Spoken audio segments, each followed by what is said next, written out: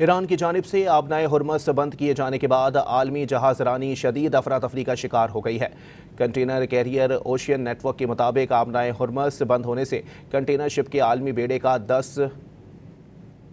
بیڑے 10% تک پھنس گئے ہیں۔ اس وقت بھی آبنائے ہرمز کے گرد 750 کے قریب جہاز محصور ہیں۔ اپنے ناظرین کو بتائیں کہ ایران کی جانب سے آبنائے ہرمز بند کیے جانے کے بعد عالمی جہاز رانی شدید افراتفری کا شکار ہو گئی ہے۔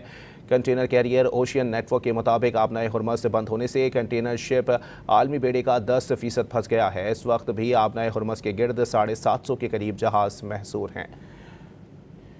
اور اب آپ کو بتائیں کہ ایرانی انقلابی گارڈز کے سینئر حکام نے خبردار کیا ہے کہ وہ آبنائے ہرمز میں آنے والے تمام جہازوں کو نشانہ بنائے گا۔ آبنائے ہرمز سے گزرگاہ سے بحری جہازوں کے داخلے پر پابندی لگائی گئی ہے۔